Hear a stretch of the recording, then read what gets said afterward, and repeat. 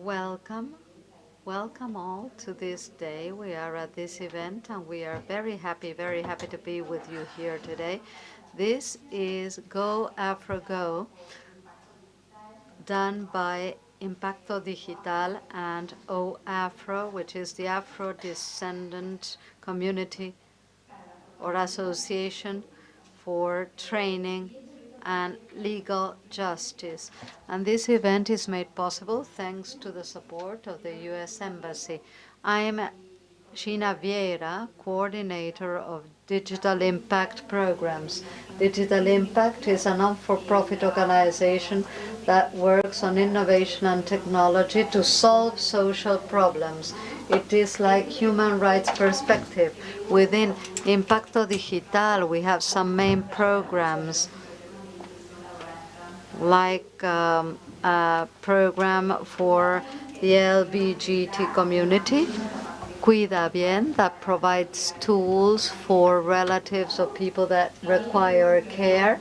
We have a program that is called Desconece that works on participation of youth within sexual education, and Dale Más Afro, or Go Afro Go, which is the event that summons us today.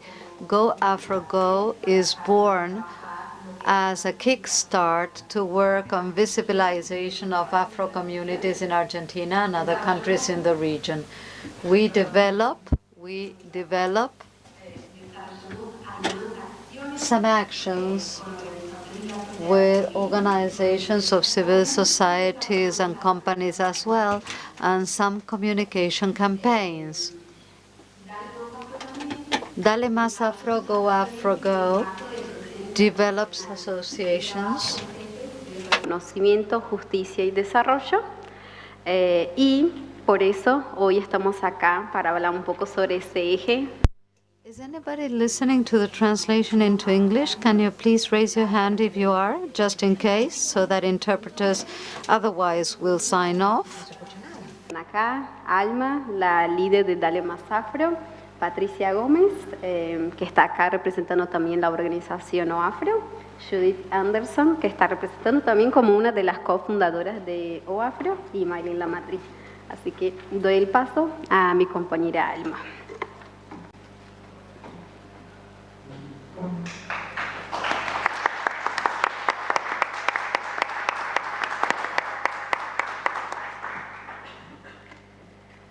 Hola, ¿qué tal? Perdón, está muy bajito el micrófono. Bueno, antes que nada, quiero agradecerles a todas, a todos y a todes por estar acá presentes. La verdad es que para mí es un placer ser parte de este proyecto que compartimos junto con Impacto Digital y con mi compañera acá, con Gilma. Como les comentó, mi nombre es Alma Velázquez Huichulev, soy afrodescendiente. I'm Afro-descendant. I'm Mapuche. I was born on the Patagonian territory of Argentina. I'm very proud of my roots and of all this growth that has resulted from the moment I started to self-perceive as Afro-descendants and Mapuche as well. There is a very important framework we need to mention, which is that of the 8th of November, the National Day of Afro Culture and Afro-Argentinian Persons, 26852 law for Afro-Argentinian people. On the 8th of June, 8th of November, we see the passing of this law in the year 2013, thanks to the fight of people and Afro organizations in Argentina. There is always an important thrust that favors the creation of these public policies and positive actions. As Shilmak said, I'm leader of the project Go Afro Go, or Dale Más Afro. It is a laboratory of innovation to bridge the gap of access to justice. And with this topic in mind, we achieve to be able to implement it in this physical space where OAfro was collaborating as well as an organization. And this project, this lab on innovation, is structured, we may say, in 3 different phases. At this moment, we are going through the second phase. On our first phase, we were articulating with the social organizations throughout the national territory, where we were able to articulate as well with the federal sessions for thought organized by the Afro-descendant communities. This is an annual event where we get together to talk and to reflect on the different problems that we go through as a community at different areas like health, education, gender, culture, religiousness. And on this year, we are on the 7th session. We were able to organize a table to deal with access to justice and human rights. This is a first initiative that deserves being underscored because, as Shilma said, we are going through the decennial of Afro-descendant people that is based on acknowledging people, justice, and development. We've been gaining recognition in Argentina so far, and now we want justice to take action. And this second phase of the project makes these problems more visible. Now, for you to get to know a little bit more about this lab on innovation, we have at this event that we were able to hold and organize together with the support of the Embassy of the U.S. and the Organization of Afro-Descendants for Training and Legal Assistance. I've been repeating this all the time, and now it slipped my mind and I wasn't able to say it. So we are going to have at this event the participation at a first instance of Judith Anderson and Patricia Gomez, with whom we are going to be working from a regional perspective on these topics, contemplating the differences on how we have approached the gaps in justice at the different territories, like in the north, how this is being performed. And we also have the participation of our partners, general organizations. And I want a round of applause here for 2 of my colleagues, Monica Sanchez and Aldana Sanchez, that belong to the provinces.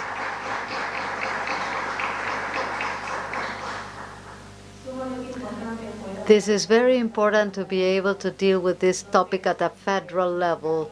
So from Impacto Digital, we are honored with their presence. I want to introduce to you, in addition to the team of OAFRO, as you saw, Patricia Gomez and the other colleagues present. And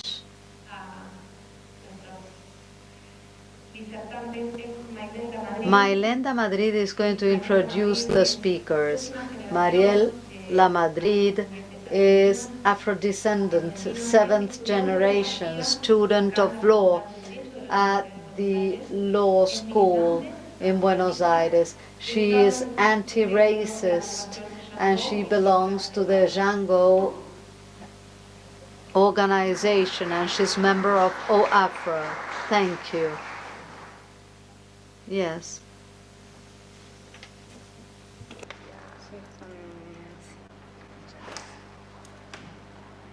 Bueno, buenas tardes. Good afternoon. I would like to thank you for being here with us today and for listening to these outstanding speakers. As I was already introduced, I am La Madrid Maylén. I'm 29 years old and I study at this law school and part of OAFRO. So as a student, I am learning a lot with each of my colleagues. I would like to introduce now our guests. Patricia Gomez is Afro-Argentine descendant. She is an anti-racist and Afro-feminist. She is a lawyer from the UBA University, and she has been working in the anti-racist chair rights of the Black communities in Argentina with an Afro perspective, and she's one of the founders of Afro.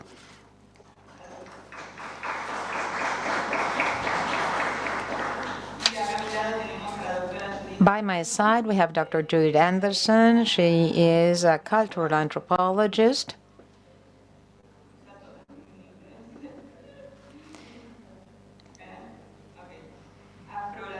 She is Afro-Latin Americanist, an associate professor in the Department of Ethnic and Race Studies at CUNY Borough of Manhattan Community College, BMCC. Since 2005, she has been researching Black political organizations in Argentina, the famous Latin American European nation. She's also a co-founder and lead consultant of the Afro-Descendant Organizations, or Afro, the first Black legal aid organization in our country. First question then, and I have for you, and what do you understand for the term Afro-descendant, both in the US and in Argentina? You have 7 minutes.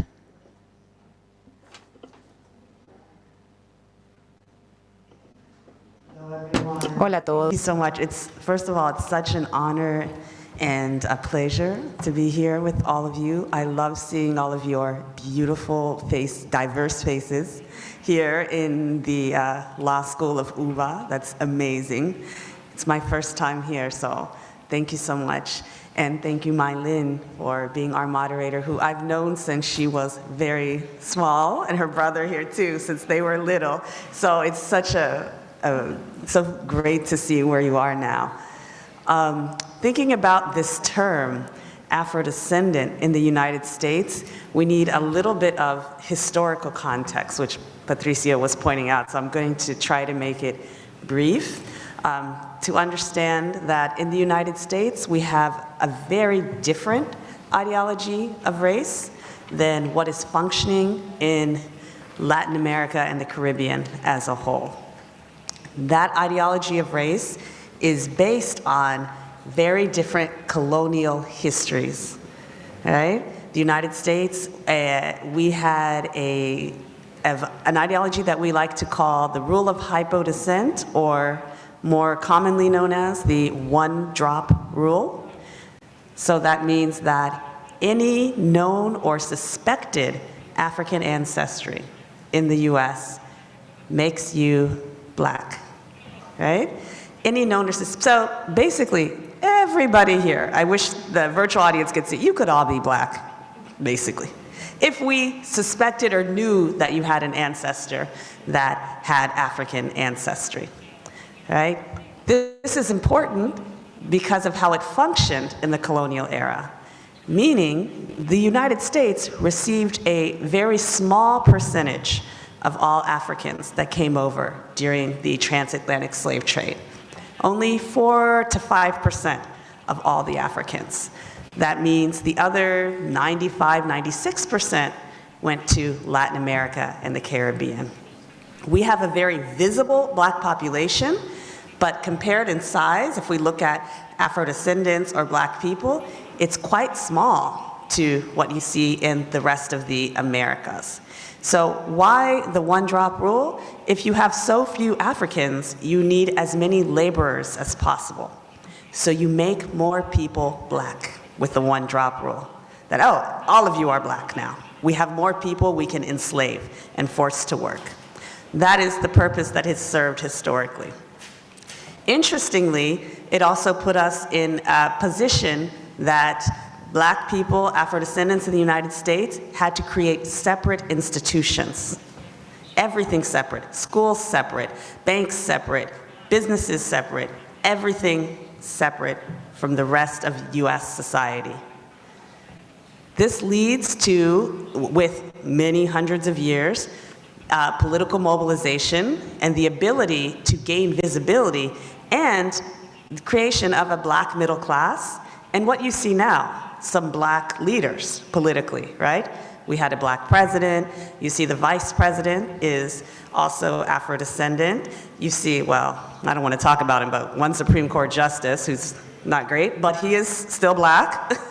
We have, previously another Supreme Court justice as well who was black. How is that possible? Because we had to create separate institutions which ensured that these individuals would get the education, right? So only through that process. In Latin America and the Caribbean, you have what we call racial democracy as the racial ideology.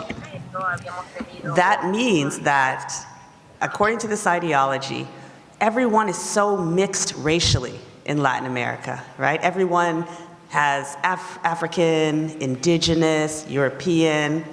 This means that, well, racism doesn't exist according to this ideology because everybody is mixed with everything. So it's impossible that racism can exist. Now, it's an ideology. I see heads shaking no. It's the ideology of race that exists here in Argentina as well. Argentina is particular in that it still has this ideology of racial democracy, racial mixture, but the result of that mixture is a white population, like Leah Heller, anthropologist, Argentine anthropologist, explains in her work. The result of the mixture is white in Argentina, right? That is the difference that we want to remember. So thinking about those terms then, what do these terms mean? For people who are born in the United States, most people identify as either African American or black. All of these identities are very heavily politicized. It's important that people call themselves black, regardless of their phenotype, what they look like, whether they look like me or they look like Mylin or Patricia or Alma or anybody here. It's important that they identify as black or African American. In Latin America, it's very different. It's a different history of race, it's a different colonial history, it's a different history of social interactions between these racial groups as well, right? That were very mixed in with each other from the very beginning in Latin America. Where you look at the US legal system, basically from day one of the United States, there were laws preventing the recognition of any of this racial mixture, which of course happened, but the legal system has always legislated race so that they could deny access to Afro-descendants and other non-white groups, access to rights, right, and different resources. So that's kind of been the pattern there. I also wanted to wrap up, say that we do have the term Afro-descendant, which is becoming more popular, but that is mainly used for individuals who are from outside of the United States, mainly from Latin America, right? And we recognize them as Afro-Latinos, Afro-Latines, Afro-Latinx, all of these kind of new terms that are developing. But that's more we use that term more for people with origins outside of the US than those who were born in the United States. Though these identities are very complex, especially when you're talking about people from Latin America in areas like Dominican Republic, Brazil, Argentina, very specific histories with their Afro-descendant population, right? I'm gonna stop there.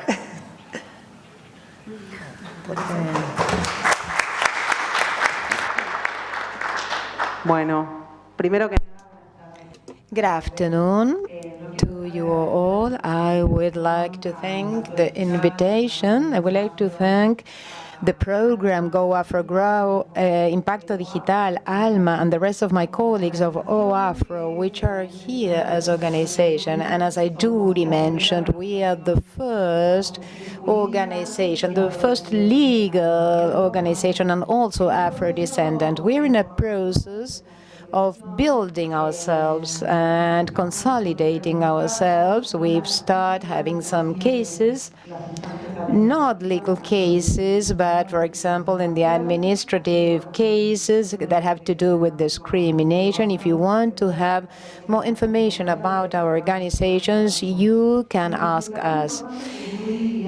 Judy it was important to me that Judy gave this conceptual framework about this race category in the US so that we could start understanding, if we didn't understand this yet, but I think that there are many activists here, and we have debated about this a lot. But for those that are starting to know about this topic, it's really important to know about this and to understand. In Argentina, this process of this category, which is Afro-descendant, well, in Argentina and Latin America, is a very new term, so to speak. It was born in by the year 2000, but if we need to understand how this works, we must talk about history. We are not going to have enough time here, but we need to think about the different public policies that the state carried out so as to widen, so to speak, the Argentine population. This was a political project that took specific actions or interventions so as to eliminate the Afro-descendant. It is very complex to talk about the meaning of being black here in Argentina, and it is complex because we need to understand that this is a racial category inherited from the colonialism and that has been changing with time. Judy mentioned work by Ada Weller. She analyzes the history of 3 women which are white but had black roots, and she tells us how they live and they create their identity.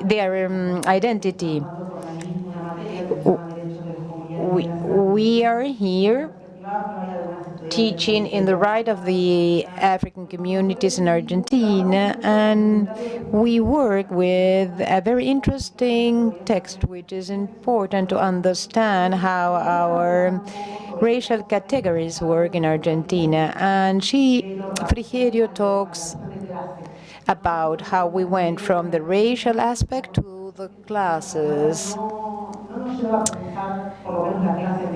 At least in the middle-income classes in Argentina, in the white middle-income classes, when you talk about a black person, it is not represented in a phenotypically, because we think that in Argentina there are no black people. They speak about black people in social and cultural terms. This ideology of becoming white, where Argentina claimed that it was an European country where the people or black people that starting being classified like this were not being classified like this because of a racial aspect. There were people coming from the provinces. Buenos Aires was the whitest city in Latin America, and this time black started being a respected term. I am going to be careful when I speak about this, but we do not think about a person who is phenotypically black. It has to do with the cultural aspect. And what is really interesting is how the opposites have been polarized, or you are really very white or very black. To be considered as a black person, you must have curly hair, brown skin, and in the middle, this brunette, for example, is not considered as a black person. My grandparents were phenotypically black, and in their IDs it says that one was white and the other was brunette. And this question about the cultural black person or the racial black person, this displays our debate. In Argentina, we do not debate about race, because we do not talk about the biological origin of races. We do believe in the historical consequences of this concept, the political consequences. And in Argentina, as we classify as black people, those people which are the poorest ones that live in very humble neighborhoods, and also people that are from the Peronista party. We must acknowledge that in Argentina there is racism, but not from the racial aspect, it's from the cultural aspect. It is very complex to talk about this in Argentina because we have these patterns. Back in 2000, the Afro-descendant category was created prior to the Durban Conference, and this is a concept that is currently very useful so as to have a broader base so that more people can start acknowledging their own roots. We are not talking about an Afro-descendant talking about specifically about the phenotype, but we are talking about the history, about this history of being invisible, of being excluded. And so it's really important to acknowledge these roots, and even though we are not seen phenotypically as black people. And this is why it is important to be included in the census. We are on our first steps in Argentina. Judy was talking about the rule of the drop here in Argentina. As Judy mentioned, a drop of white blood turns you into a white person. So to talk about Afro-descendants and being black in Argentina is really complex, but we have sort of leaped forward in this sense, and we have achieved something, at least in public areas and the state. In a very shy fashion, we have gained some space, so to speak. And we are on the right track. We have an Afro-descendant community in Argentina, and no one can say in Argentina there are no black people. We can debate about other topics, but at least we're established now as an acknowledged community here in Argentina. Muchísimas gracias a ambas. Thank you both. So the second question I have to ask you is the main obstacles to access justice of Afro-American people and Afro-Argentinian.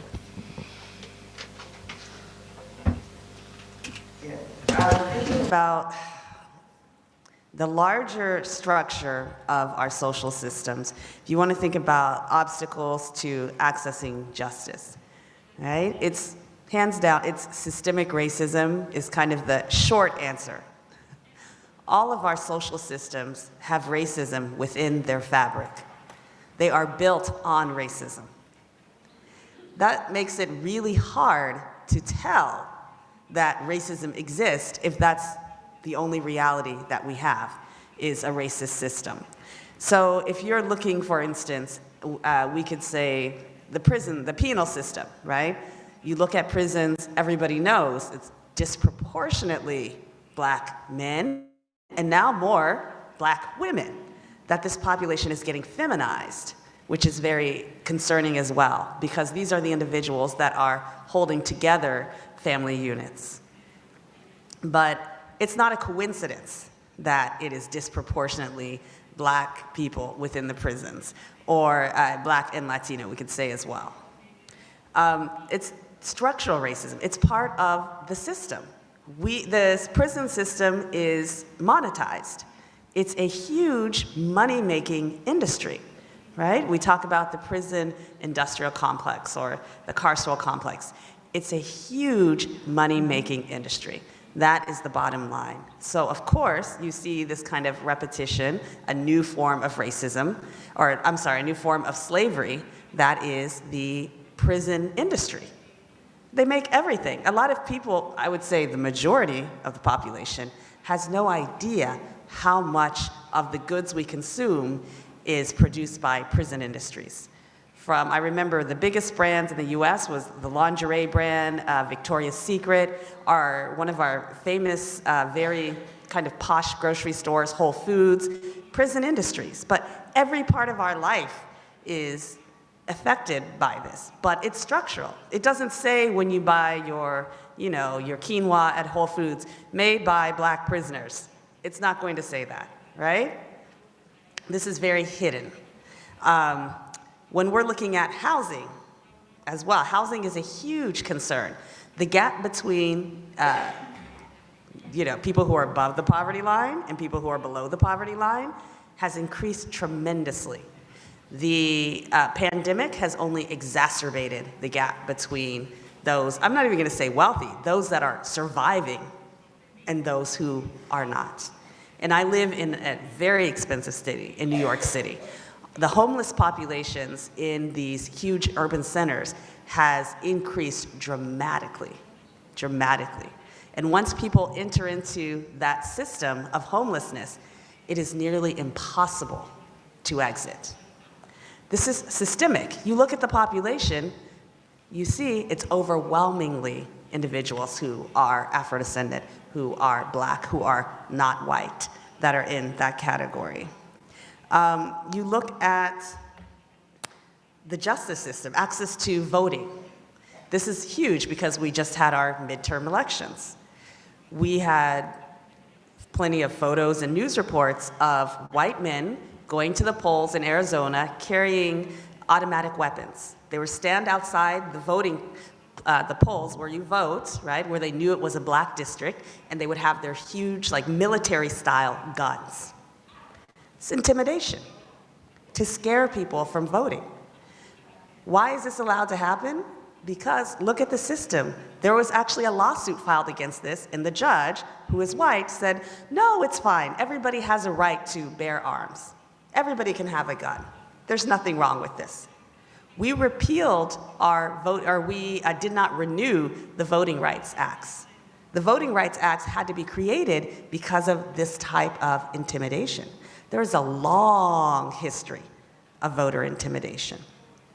It's really quite miraculous that we have any leaders who are elected, who are progressive, who are non-white, because there is a very long history of this type of intimidation, and that's why the laws were created. So we're really looking at systemic racism as a whole as the #1 problem, because, like I said before, in the US, you see, oh, Obama, a Black president. Oh, I saw you have so many Black judges now. We saw that. The reality is, people interpret that as racism, it's been solved. We don't have any problems with racism. Look, you can turn on your TV and you see the news reporter is Black. You can see Black people everywhere. Racism isn't a problem. The systemic nature of racism is almost completely invisible. We have to learn how to see it, right? We have to learn, which is a lot of work. It's the work of anti-racism. You look at the schools right now in the United States, so many battles about the content of books. We have books that are being banned because they feature conversations about race, about gender, about all of these topics, where they're literally the librarians, who librarians are the most quiet, boring, non-political people. They are scared for their safety because people are threatening them for just putting out a book that talks about race. It's such a hostile environment. This is systemic racism, right? People don't see the need to have these conversations. They don't want these reminders because they believe the presence of Black people in any sort of positions, even if they see you in the grocery store, cleaning the aisle, well, if you can be there, then racism doesn't really exist. So this is kind of part of the larger issue, right, is having to teach people to be anti-racist. It's not enough to be diverse, to be multicultural. That is not what we need. We have to actively teach people to be anti-racist if you want to dismantle systemic racism.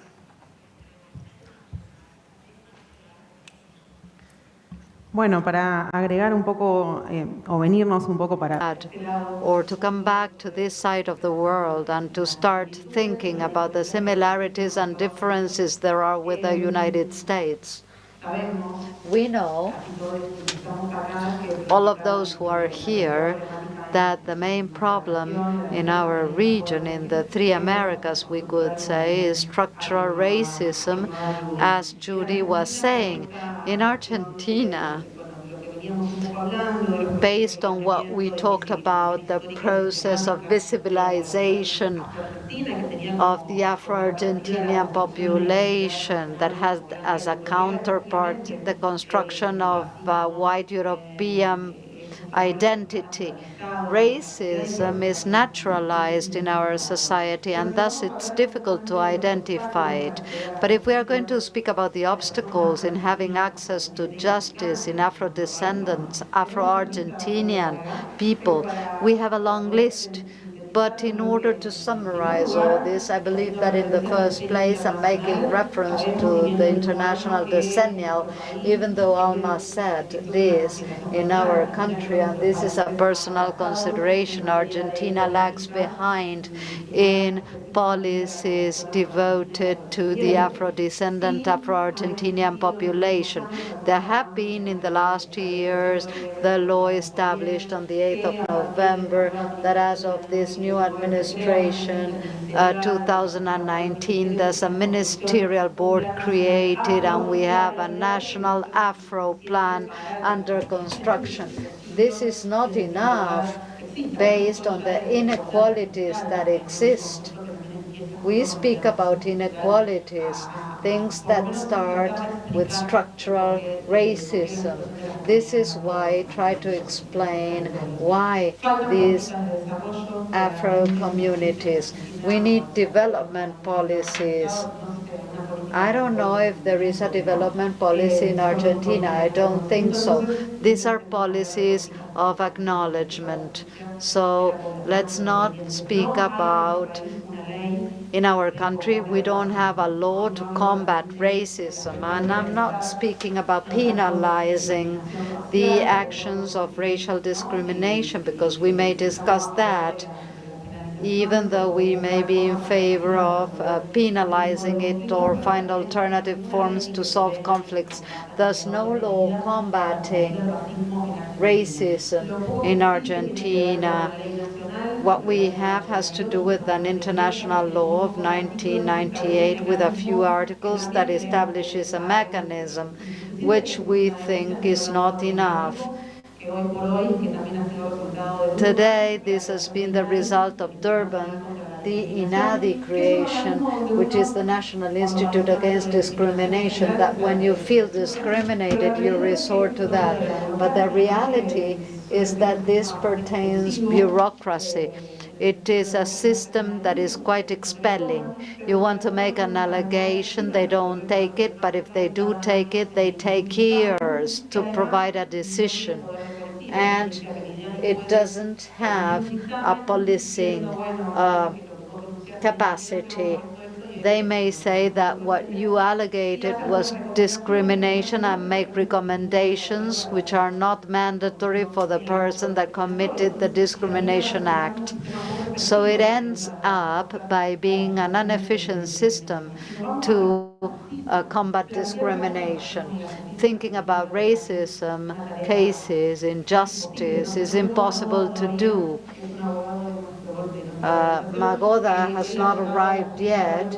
He's a lawyer from our organization, and maybe at the next panel he may talk about the difficulties he had in order to explain that this situation he was taking to justice was a racism situation, because there's no specific legal framework about that. There's no ethnic racial perspective about this. And the training of judges, any legal operator intervening in a legal process from the administrative to the legal point of view, we don't have ethnic racial perspective. We need to understand that racism is an instance of inequality that infringes rights. The training of future lawyers is key, and this is why with Ali and other colleagues we have instituted a topic at the School of Law, because they need to have this perspective, these students, be it if they want to be judges, barristers or exercise private practice. Another key aspect we need to think about has to do with the prisons. We have no statistics about the racial, ethnic variant at prison. We don't know how many people are imprisoned, Afro-descendants. But we know as well those who are in political parties that jails are full of non-white. Once I heard a professor saying that the legal system or penal system was made to persecute and to imprison black and poor people. And in jail we have an overrepresentation of non-white. There is a recommendation from the nation regarding the prison system to incorporate the variable. We want to demand that this be applied because we need to know what happens in jail with our communities. And there's an under-representation in the decision-making processes. If we don't have people to represent us, we will not be able to implement measures to revert the consequences of structural racism. We have an emblem case, which is a sentence of the Human Rights Court, Jose Maria Delfina Martinez, which is not known, and we need to disseminate this, where the Inter-American Court demands the Argentinian state to train police forces and to take to court instances of race violence in Argentina. And I could make a list of things that have to do with access to justice, but the truth is that this happens in Buenos Aires as well. We don't know what happens in the provinces. The realities of the provinces are different, and there the state has the resources to provide a diagnosis of what is happening in the country regarding this aspect in particular and all the other aspects. I believe that the challenge we have ahead of us as civil society is enormous. We need more agencies in order to have more power of influence with the state. We have achieved a lot of things, but we need to get going and to move together in order to demand from the state the necessary policies to access justice and training. We already have our day where they acknowledge us, but we need political commitment for people to do things for our community. Thank you both. Continuing with the same conversation, we want to know about the first or the main initiatives that you have as Afro-descendants. It is what I was telling you. I think that we need more organizations, not because we are doing very little, because our movement, our organized movement, has been ongoing for centuries. We know that black people that have been slaves were already organized even back then. We need to have now political parties so that they can be part of the decision making. Of course, there are organizations with a lot of political weight. For example, the Commission, November the 8th, all organizations that are present throughout the country and that have been working in these areas. We must have representation. This has to do with creating organizations that do have an influence. We also need to think about the laws, because in the parliamentary forum, in the Senate, and being with many congresswomen present there, we ask them to have a national law against racism, to the treatment of law project of a bill that is the creation for the National Institute for Afro-Descendant Matters. I think that we are the only group that does not have an organization that designs and implements public policies. I'm sorry, but without the mic, we cannot hear from the booth. Yes, I know that the national bills and the INAFO and others have also been presented in the city of Buenos Aires. The reform of the anti-discriminatory law, we have a very old one, very anachronic one, and we need to update this. We need to train all the people that work in the justice. People need to know what to do facing a case of racism, whom to talk with. We need to have lawyers, which is almost impossible in our country, and we need to develop some strategies for the claims. The United States have a very important tradition in this regard because they have implemented this so as to have an acknowledgement of the rights, and we as lawyers need to develop this and take to the justice racism cases. And this is going to be key in the whole strategy for us as a community to start thinking about the different cases. Fundamentales. Like Patricia said, a lot of the things we've already mentioned, like the penal system, housing, but also healthcare, which became even more obvious with the pandemic. Our healthcare system is another profit-making industry. We do not have free healthcare for anybody. Everybody has to pay. The pandemic was one of the first times in history where people had access to any sort of free healthcare. And of course, now that it's been declared over, that access has been taken away from us. People are having to pay for COVID tests, which means they're going to work sick, etc. But thinking about these structural changes that need to happen, currently we have, once again, a case coming to the Supreme Court, which is now majority conservative, not just conservative, but 3 very problematic judges on the Supreme Court, placed there by the previous president, right? Extremely problematic, with no experience or without qualifications to even be within those positions. So we have an affirmative action in education case that is coming up now. Then we expect the same result as we had with the case related to abortion, that our rights will be taken back, right? They will be removed once again.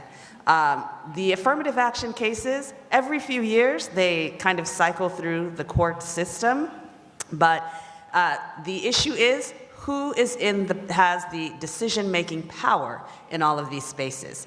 You do not have Black people in positions, progressive, I should be very clear, progressive Black people in positions where they can influence these larger systems.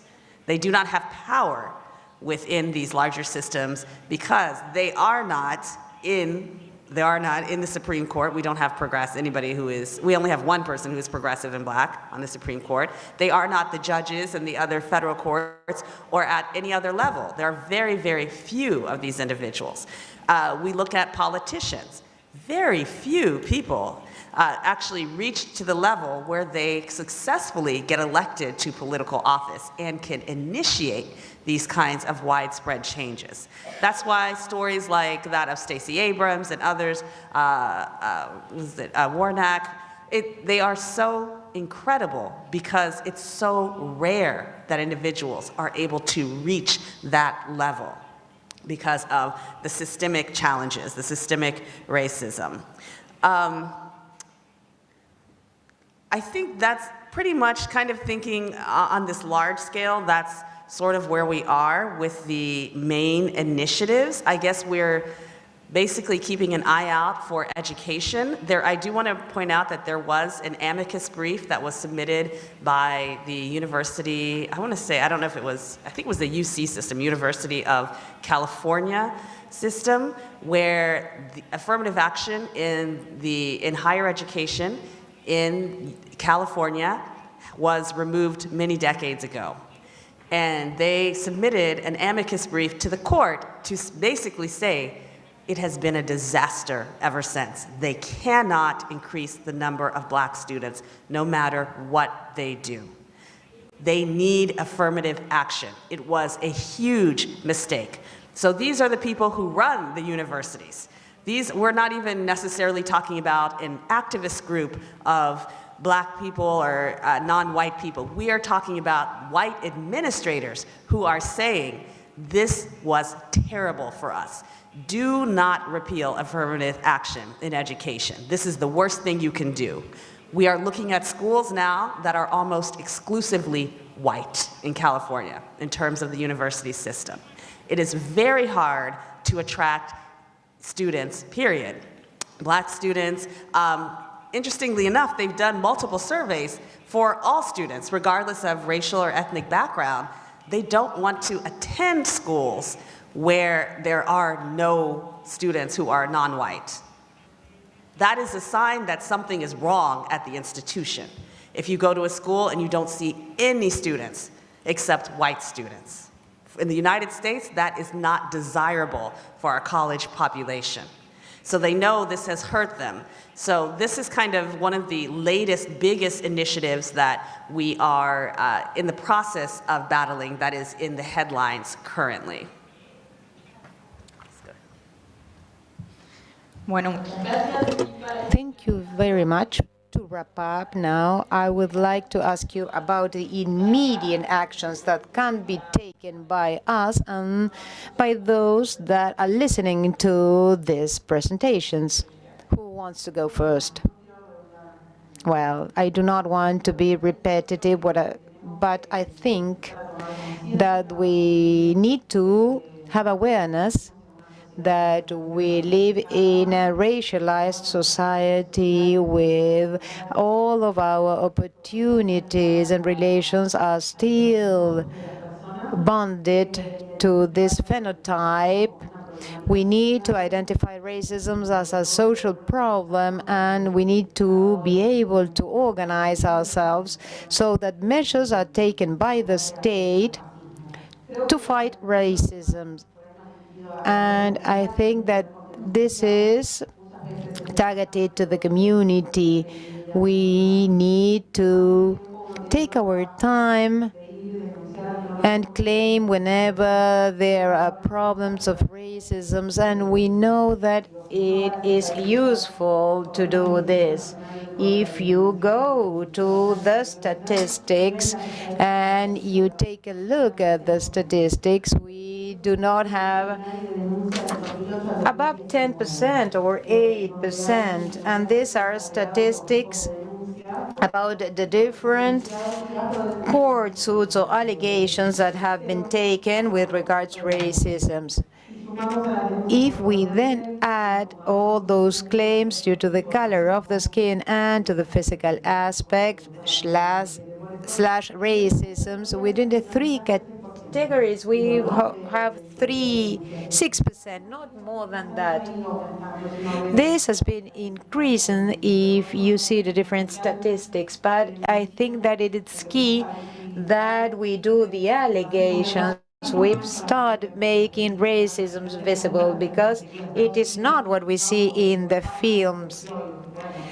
What happens is what happened with Floyd. No, that is a really extreme case. For racism in Argentina has adopted many other patterns. It has been more invisible. We do not have legal racial segregation as in the United States of South Africa. We have a de facto segregation process. We know that most of our community have become poorer, and that is the main thing, is to perform allegations, to take to court, to do lawsuits, and this is one of the difficulties that we have. We need to prove that we have been discriminated because you do not have 5 million witnesses surrounding you. These are usually in private environments. And if you are law students, please come and hear to us. be part of our department, because it is really important if you are law students or we are professors in our universities, it's really important to educate those students on this matter. We are lawyers and we've got our degree here at this university, in this law school, and we wanted to change somehow this conservative education or training. There's only one subject, one extra subject. You know about the numbers, but this is a subject among almost 2,000 subjects that we have in our career. So I think that's really vital and important. If we are there in those places at the university, in our workplaces, start talking, debating, discussing. Do not have this passive attitude or neutral attitude, as Angela Davis says, or either you are anti-racist or an accomplice. So we need, my wake-up call is somehow for you to be there, to be part of, to intervene, to make the allegations or to take the lawsuits to court. And we must also work in the politics arena. And yes, please, all together and organized. Yes. I love this question because I think there's always something each one of us can do, right? I always ask my students, we talk about very heavy themes like racism, structural racism. It's overwhelming. So many problems. Well, what's going to be your intervention? There's always something each one of us can do. First thing I say is normalize the presence of Black people everywhere in every space. Normalize the presence of Black people. What does that mean? Whiteness is a passport. I do study abroad programs. I take my students here to Buenos Aires and also to Brazil, to Salvador Bahia. And my students, I'm at a minority serving institution, which means they are non-white, they are very poor. So it's quite unusual that they get to travel in these kinds of programs. Whiteness is a passport. You automatically can enter any space, anywhere in the world. Even when a white person is in the minority, as Frank Wu, a legal scholar, points out, he's now the president at Queens College, CUNY in New York City. Even when white people are a minority, they are a powerful minority. They still hold the power. It can be just one white person in that room, and they still hold more power than all of the Black people. That is the reality because of this global system of racism that was established hundreds of years ago. So what can we do then to counter that? Well, like Patricia said, you're here at UBA. When you go register for classes, maybe you talk to an academic advisor, you are picking your classes, ask the faculty, ask everyone, which are the Black professors? Which ones are the Black ones? I want to take a class with a Black professor. They're going to look at you like, I'm sure, panic, like you're crazy, or they're going to get very scared. That's exactly what we want. We want to make them think, why don't you have Black professors here? Every time, every semester, even though you know, they're probably going to say, oh, sorry, no, we don't. Every single time you register for a class, every school, wherever you are in the world, ask, which ones are the Black professors? That's the class. What organizations do you have for the Black students? It doesn't matter that you are not Afro-descendant. Everybody should be asking this question. It doesn't matter what your phenotype is. Everybody ask this question. Normalize it. Normalize it. Yes, well, what are the Black students doing? What activities are they doing this semester? Normalize that, right? If you have children, I know a lot of you have children. When you take them to a school, you ask, which teachers are your Black teachers? I would like my child to have a Black teacher. If they ask you, well, why does it matter? Why wouldn't I want my child to have a Black teacher? Right? Why wouldn't I want them to have a Black teacher? Normalize it, even though you already know the answer. Keep asking every single year, every single time. Ask, Where are your black teachers? Where are your black professors? When you go to the doctor, even though you know the answer, oh, I would like to be attended by a black doctor or a black nurse is fine, right? I want a black physician to come and treat me.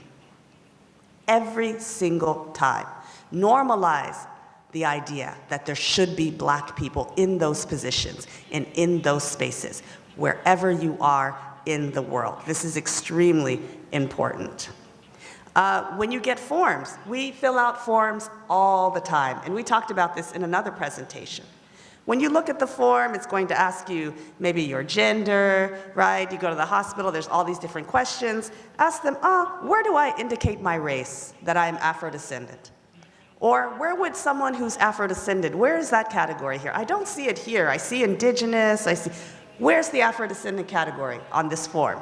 For school, for the doctor, for anywhere. Where is it? Where is the category? I don't see it on the form. How would I indicate that? Normalize it. Everybody, every single time you get a form, you must always ask that question. You have to normalize it. I would say the other thing I would point out is you want to have these conversations about race at home. These conversations have to start in a familial environment. I think this is one thing that is so lacking in Argentina, just from my research. People are terrified to talk about race in Argentina. I've had so many, in their own privacy of their house, with their family, never mind going to an event or anything. I've had conversations with many people who the phenotype, like Patricia said, might not be, look black, they look white, but they know they are Afro-descendant, and they are even ashamed to tell me. They kind of whisper, oh, you know, my grandmother is black, but we don't talk about it in my family. Like they're ashamed of it. Normalize these conversations with your family and friends. This is the most difficult work that is done in activism, is the work that is done in your house. Those are the hardest people to convince. Those are the hardest people to work with, are the ones you know, the ones you love, the ones you have these long-term relationships with, and you want to continue to have these relationships with. That is the hardest work you will ever do, is the work at your own kitchen table, like we say in the US, in terms of anti-racist work. It's not out here in the protest in the street. It's in your own home, talking to people you care about. You have to have those conversations. Fortunately, we have a lot of tools to enter into those conversations. And all the time, you know, you see an article related to racism, discrimination in the news, that can be an entry point, right? Or something that you saw in the street, but it's so important that you find a way to have those conversations. This is not one conversation.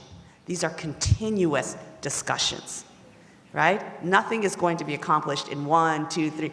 These are continuous discussions. It takes time. We grew up in this system. We can't see the problems with it. We need time to process. We need time to think. We need time to feel pain. I had a woman tell me that, well, I taught my daughter, she's very young, she's like 7, 8 years old, we talked about slavery and she cried. I said, yes, this is good. We need to go through the emotions. At every age, we need to understand these things, but that all takes time. So we have to commit to doing that work of anti-racism. First and foremost, in the home, meaning with your closest, dearest friends and family. We start there, and only by starting there are we able to change how people vote. Are we able to change so we have black politicians, so we have black professors, doctors? Only if that work is done can we get to the other large-scale systemic changes that must happen.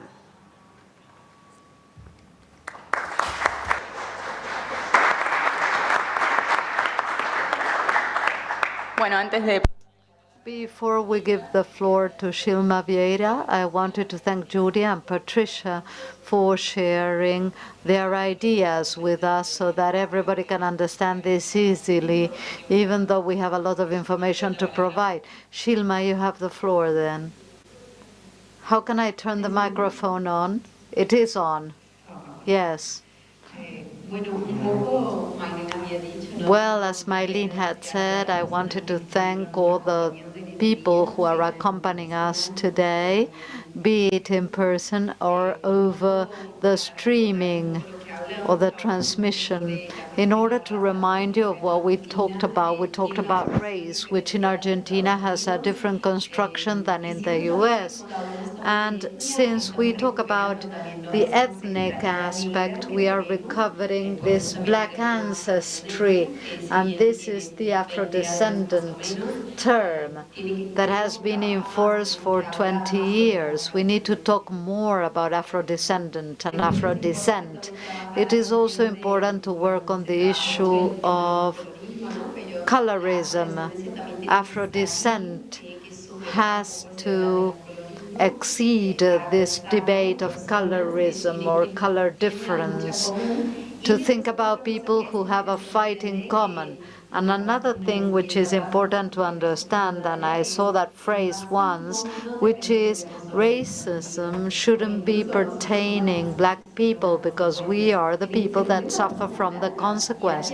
It should pertain and involve white people and whiteness as well, so that they assume ownership for violence acts involving racism.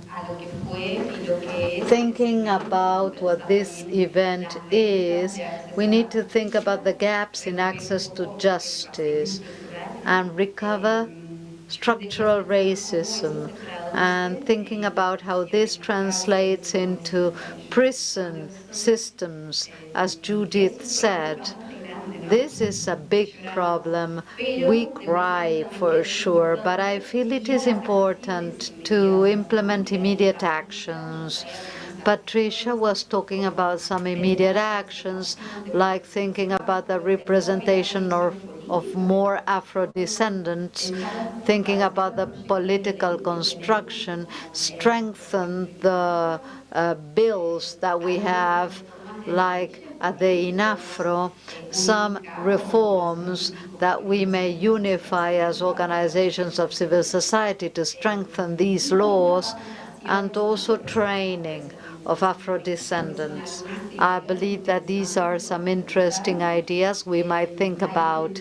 Judith also brought to the table very interesting things. When I got into Impacto Digital, one of the first things I did, so this was a question at the beginning. You don't ask about the ethnic descent of people at the very beginning. Why don't they ask about ethnic origin of people? It should be included. In Brazil, in the US, we saw the impact of pandemics because we had this registry, but in Argentina, we didn't have this. The impact in Afro populations, in indigenous populations, and we didn't have this data. And I think it's important, and I think it's a practice. I hope all the people that are here assisting us or attending this conference over the streaming should capture something from this meeting and think about this aspect as well. Ethnicity in trans, for example. And I think it's very important to unify as organizations of civil society and to think here, what can be done here? Because we won't be able to solve all these problems of acknowledgement, recognition, access to justice and development. So I feel that we need to go home, and the objective of this event is to go home so that each person may collectively or individually think about what can be done in order to bridge the gap of access to justice. What can we do? And I believe that this is the idea of this space, that you think and put things in action. Think about whether you have the budget, the political influence, if you can think about somebody as a partner that can contribute to these bills for them to be sanctioned or passed. This is the aim of this meeting, for you to think about material actions.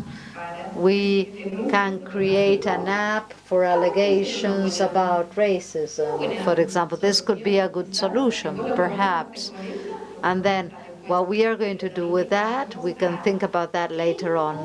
But maybe we could think about what we can do in order to improve or bridge the gap of access to justice of Afro-descendant populations. And this may be asking about the ethnic, racial self-identification or self-perception. And in Impacto Digital, we work in innovation and technology. So the idea is to unify these forces with the organizations of civil society of Afro-descendants in Argentina and the Argentinian territory, and think about the specific problem, and think about how we can work together in order to solve the problem. And if it is allegations, what proposals or recommendations we may think about as organizations of civil society to provide an answer to all this, an application, training. I know that Manuela Aguilera doesn't like applications, but I'm going to close now. And that's the invitation, to think about all this once again, and I repeat that this is an event at a second phase, and then we are going to have the thinking phase, where we are going to think about how to solve all these issues. So I want to thank all the organizations who are here. This event is not over yet. We are going to have another stage in order to think about these ideas, but we want to thank Judith Anderson for being here accompanying us, Patricia, Mylene, Madoda, Mustafa, Ali, and all the other persons present here from civil society and other guests. And we want to thank the support of the Embassy of the United States in Argentina to make this possible. Okay, and people from the streaming, we are going to interrupt the transmission now in a little while. I'm going to finish with Alma, who is going to say some words first. Thank you, Sheil. As Sheil was saying just a minute ago, this is a second stage of this project. We are on our way to the third stage, which is a very important phase, where we set out to select a problem or a set of problems, because we need to approach a lot of issues.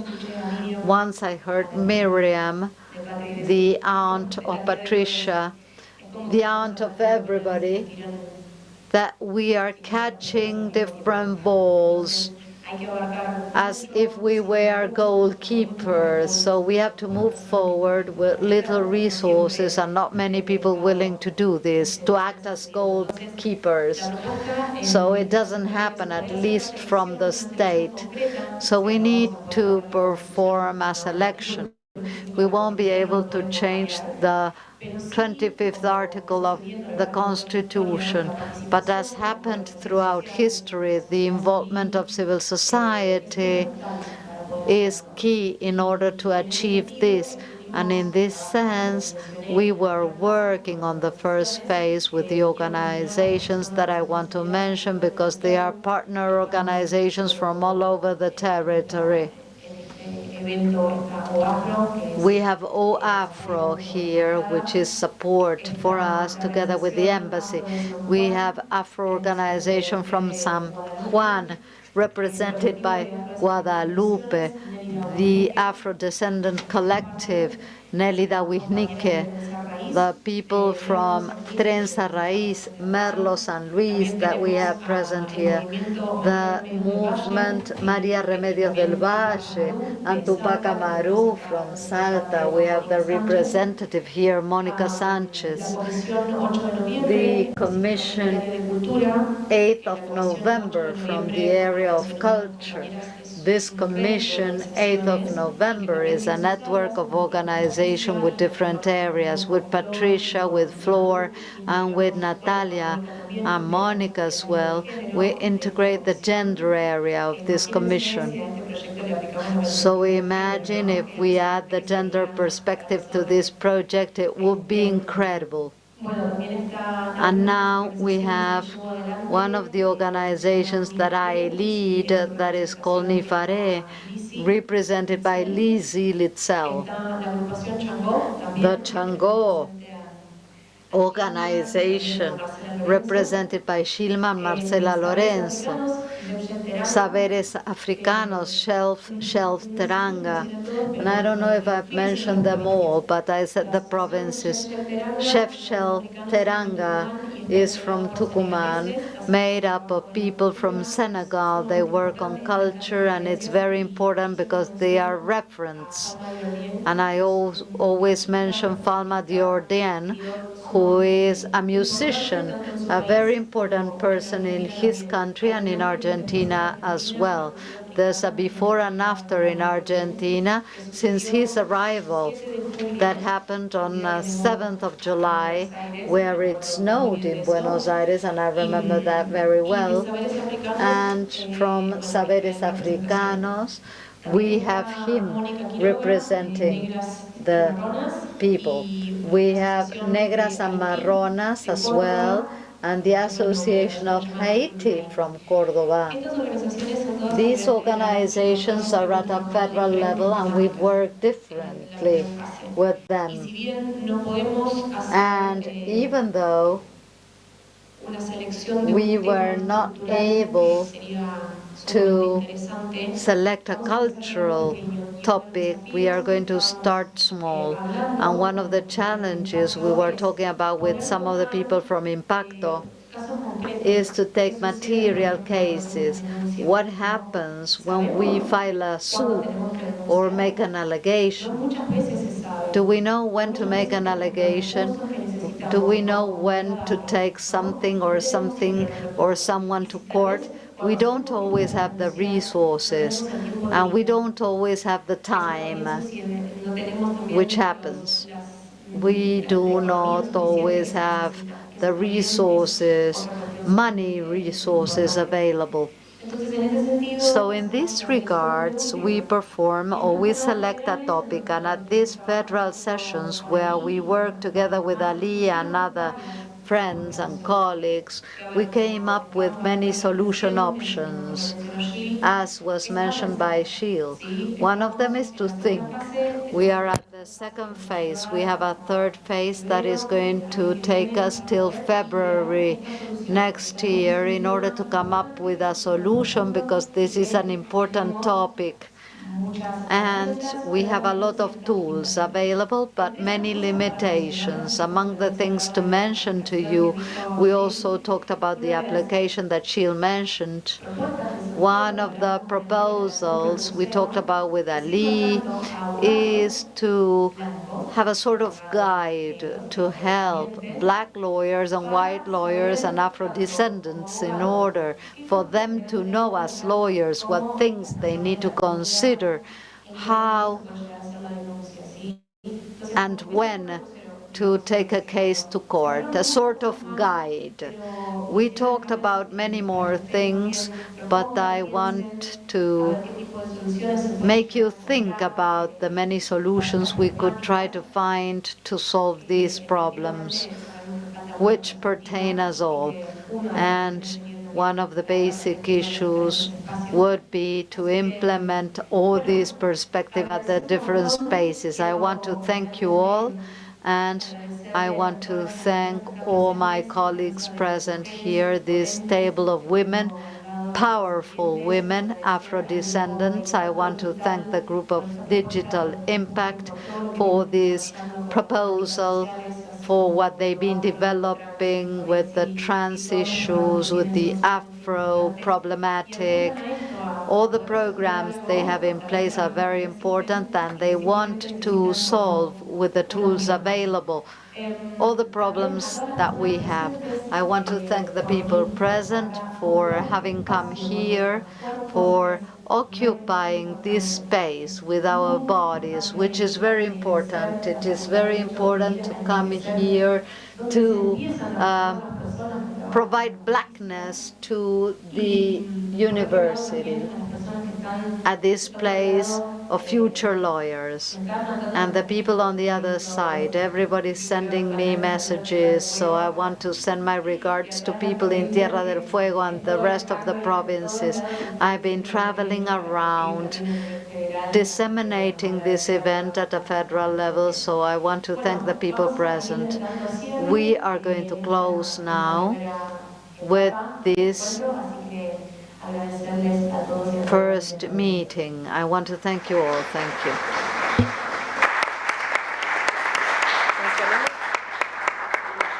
Ya se cierra.